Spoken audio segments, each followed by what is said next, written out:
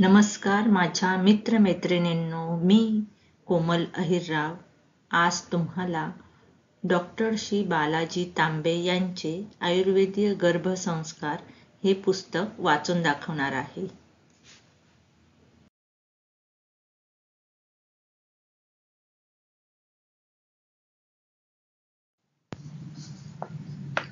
संगोपन बाळाचे.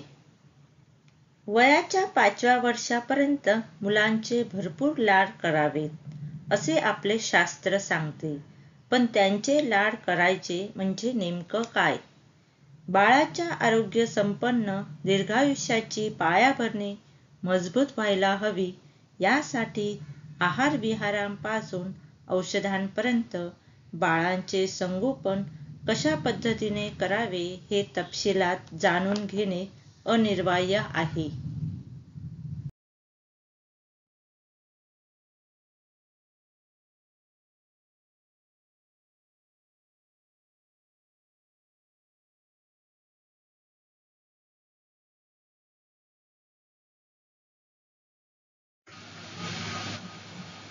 बाळाच्या आरोग्यासाठी नवजात बाळांचा विकास झपाट्याने होत असतो. या विकासाला आयुर्वेदिक उपचारांची जोड दिल्यास बाळाला परिपूर्ण आरोग्य मिळायला मदत होते, ज्याचा त्याला पुढे आयुष्यभर उपयोग होतो. या दृष्टीने सांगितलेले आयुर्वेदिक उपचार याप्रमाणे होत.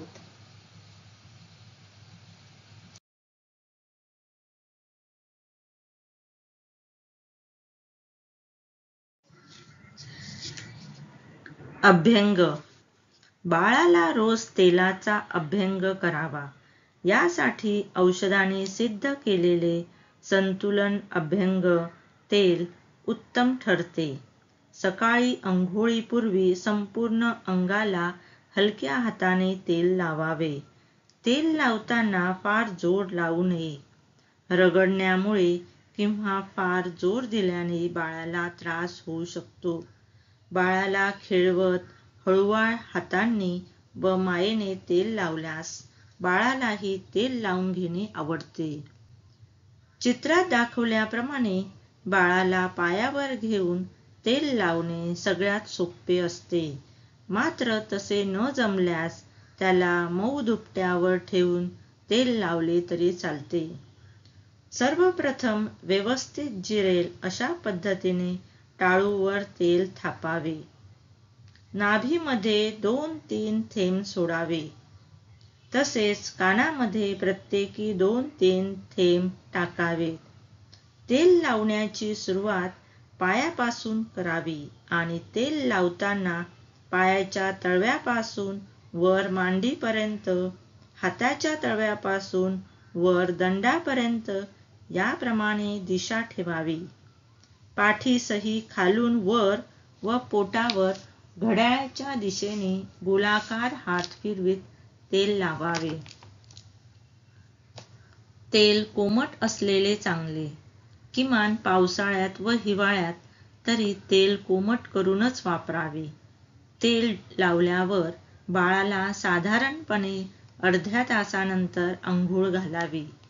या प्रकारे नियमित अभ्यंग केल्यास बाळाची हाडे व स्नायू बळकट व्हायला मदत होते व त्वचा कोमल आणि सतेज होते. शरीराची वाढ व्यवस्थित होते. एकंदर प्रतिकारशक्ती वाढते आणि झोप शांत यायलाही मदत मिळते. विशेषतः संध्याकाळी पुन्हा एकदा तेल लावल्याने शांत झोप यायला मदत मिळते. खरे तर बाळाला पहिले 2 वर्ष नियमित अभ्यंग करणे चांगले, पण किमान पहिले 8-9 महिने तरी रोज अभ्यंग करावा. नंतरही 5 वर्षापर्यंत आठवड्यातून 1-2 वेळा अभ्यंग करणे चांगले.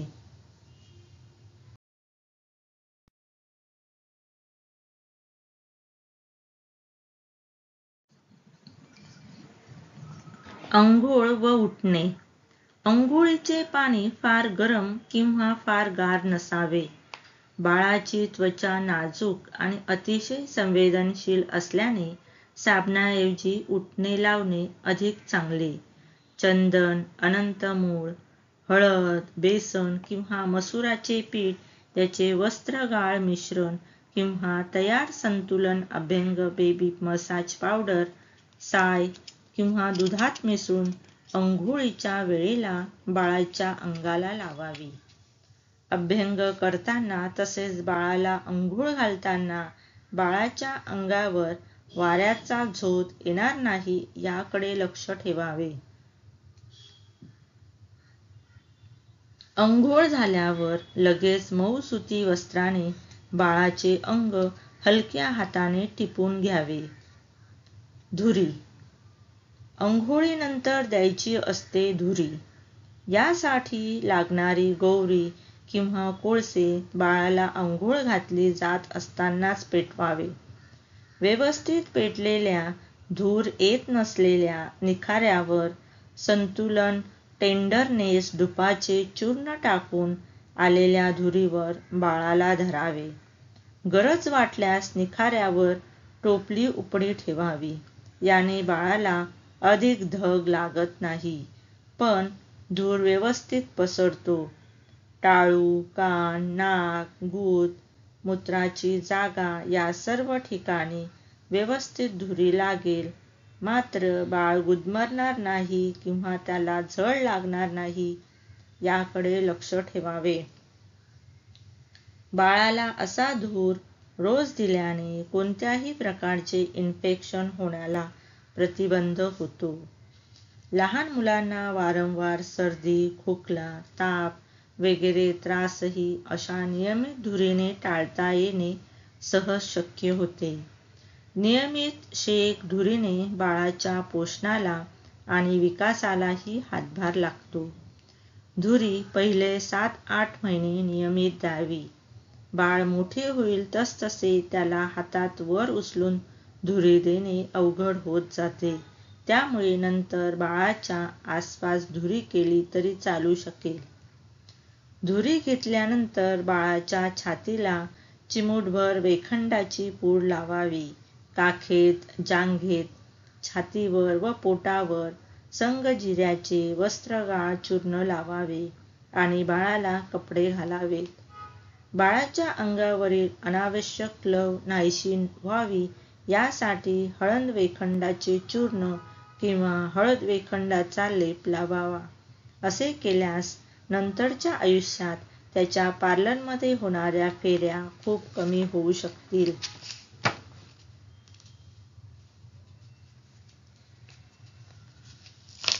कपडे बाळाला घालायचे कपडे मऊ सुती किंवा रेशमी असावेत. तसेच पांघरण्याची दुपटी, अंथरूण वगैरे सुद्धा सुती असावे.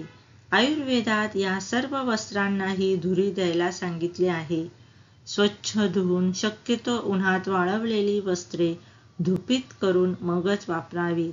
यामुळे जंतू संसर्गाची शक्यता टाळता येते. किमान पावसाळ्यात तरी असे धुपण नक्की करावे. एरवी बाळाने शी शू केलेल्या लंगोट दुपट्यांना धुवून वाळविल्यानंतर धुरी दिली तरी पुरू शकेल. तसेच बाळाच्या लंगोट दुपट्यांना व्यवस्थित इस्त्री करावी. या सर्वांमुळे जंतू संसर्ग टाळण्यास मदत होते. बाळाला घालायचे कपडे घट्ट मुळीच नसावेत.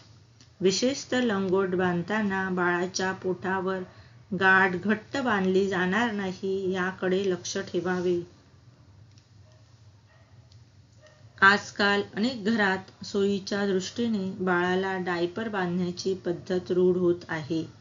डायपरमुळे ती जागा सतत ओलसर राहिल्याने व त्या जागी खेळती हवा न लागल्याने इन्फेक्शनची शक्यता वाढते. त्वचेवर पुरळ आल्याने बाळाला त्रास होऊ शकतो. म्हणून डायपर नियमित न वापरणेच चांगले.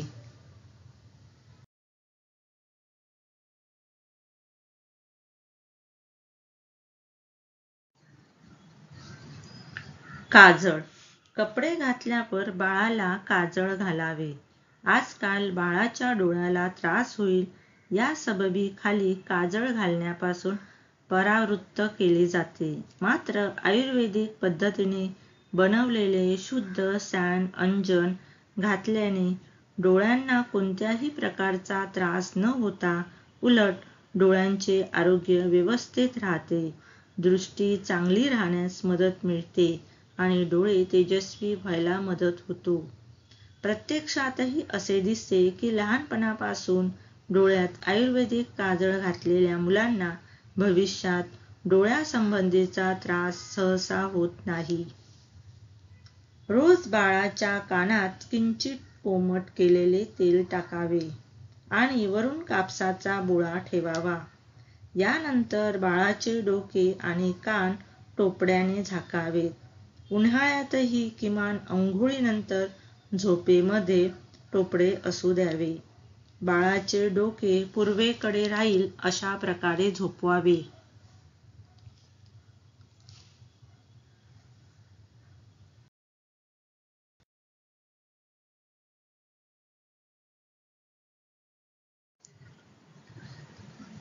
बाळाची झोप. बाळाच्या विकासाला झोपेचा मुख्य हातभार लागतो. बाळ सुरुवातीला 20-22 तास झोपते. फक्त शी शू व भूक लागली असता जागे होते. बाळाचे पोट भरले की ते आपसूक झोपी जाणे हे त्याच्या आरोग्याचे निदर्शक असते. बाळाची झोपायची जागा उबदार आणि शांत, लोकांची फार वर्दळ किंवा मोठे आवाज येणार नाहीत अशी असावी. बाळाच्या अंगावर वाऱ्याचा प्रत्यक्ष झोत येणार नाही याची काळजी घ्यावी. पंख्याच्या अगदी खालीही बाळाला झोपवू नये. बाळाची शय्या स्वच्छ, मऊ, सुखकारक असावी. मुंग्या, माशा, डास किंवा तत्सम कीटकांचा त्रास होणार नाही याकडे लक्ष ठेवावे. बाळ सतत पाठीवर झोपणे चांगले नाही, त्यामुळे अधूनमधून त्याची कूस बदलत राहावी. बऱ्याचदा असे पाहण्यात येते की सतत एकाच स्थितीत झोपल्याने बाळाच्या डोक्याचा नैसर्गिक आकार बदलतो. यासाठी बाळाच्या डोक्याला तिन्ही दिशांनी उशींचा किंवा सुती कापडाच्या गुंडाळीचा आधार द्यावा. बाळाला एका कुशीवर झोपवले असता पाठीला उशीचा आधार द्यावा. बाळाच्या झोपेत व्यत्यय आणणे चांगले नाही. बाळाला बघायला कोणी आले आहे या कारणाने लोक बऱ्याचदा बाळाला उठवण्याचा प्रयत्न करतात किंवा दारावरची बेल वाजवल्याने, फोनच्या वा इतर कोणत्याही जोराच्या आवाजाने बाळ जागे होते. अशा कोणत्याही कारणाने बाळ जागे झाल्यास बाळाची पचनक्रिया बिघडते व पर्यायाने त्याच्या विकासावर वाईट परिणाम होतो.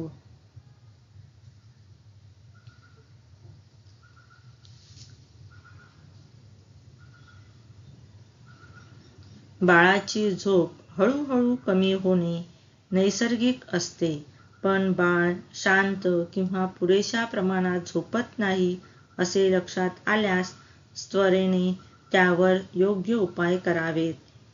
लहान बाळाला आईजवळ मात्र वेगळ्या अंथरुणावर झोपवावे. याने बाळाकडे सतत लक्ष राहते आणि बाळालाही सुरक्षित वाटते. याखेरीज आयुर्वेदाने बालकांच्या विषयी खालीलप्रमाणे काही विशेष गोष्टी सांगितल्या आहेत. गाढ झोपलेल्या मुलाला एकदम जागे करण्याचा प्रयत्न किंवा जागे न करता उचलून घेण्याचा प्रयत्न करू नये. अनैसर्गिकरित्या व एकदम मोठा आवाज, काही भीभत्स दृश्य, अक्राळ विक्राळ स्वरूप, भीती वाटतील असे काल्पनिक प्रसंग वगैरे प्रकारांनी मुलांना धक्का पोचेल असे कुठलेही त्रासदायक कर्म करू नये.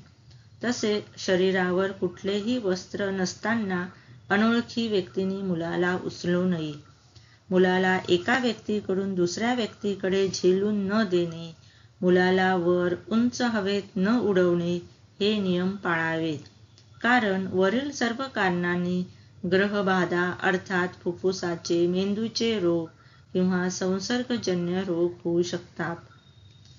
1 वर्षाचे होईपर्यंत मुलाला दीप, प्रखर उष्णता, अग्नी वगैरेंपासून दूर ठेवावे. तसेच प्रखर प्रकाश किंवा अकराळ विक्राळ आकार मुलांच्या दृष्टीस पडू देऊ नयेत. याचा अर्थ बाळाला अंधारात ठेवावे असा नाही. पुरेसा प्रकाश निश्चित असावा, पण बाळाच्या डोळ्यांना प्रखर प्रकाश सहन होत नसल्याने डोळे दिपतील अशा तीव्र प्रकाशाकडे बाळ बघणार नाही याची काळजी घ्यावी. उदाहरणार्थ, कित्येक घरात तान्ह्या बाळांच्या पाळण्याच्या अगदी वर बल्ब किंवा ट्यूब असते किंवा टीव्हीच्या जवळ बाळाला झोपवलेले असते. अशा गोष्टी कटाक्षाने टाळाव्यात. अगदी लहान बाळाच्या डोळ्याची बुबुळे प्रकाशातील तेजाप्रमाणे लहान मोठी व्यवस्थित होऊ शकत नाहीत. ही क्रिया साधारणपणे 7-8 महिन्यानंतर व्यवस्थित होते. म्हणून लहान बाळांच्या डोळ्यावर अतिप्रकाश पडला तर आतील पडद्यावर कायमस्वरूपी दुष्परिणाम होऊ शकतो. तसेच सुरुवातीच्या काही महिन्यानंतर मेंदूतील श्रवण केंद्र काम करू लागते व त्यानंतर त्यावर स्वरयंत्राचेही कार्य अवलंबून असते. त्या चेतावाहिन्यांना दुखापत झाल्यास नंतर जन्मभर अपंगत्व येऊ शकते.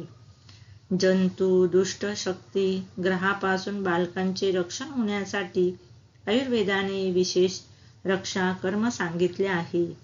वेखंड, कुष्ठ, हिंग, पिवळी मोहरी, अत्सी, लसूण, तांदळाची कणी ही द्रव्ये रेशमी कापडात बांधून 2 पुरचुंड्या तयार कराव्यात.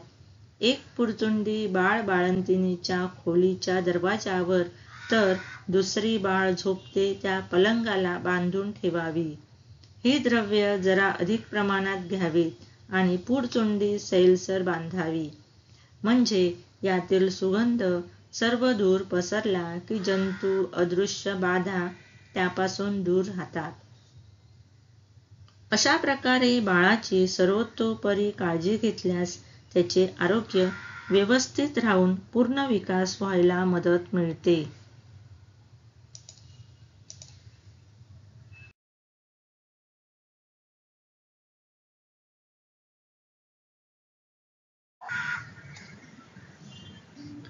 नवजात बालकांच्या विकासाला आयुर्वेदिक उपचारांची जोड मिळाल्यास बाळाला परिपूर्ण आरोग्य मिळायला मदत होते, ज्याचा त्याला पुढे आयुष्यभर उपयोग होताना दिसतो.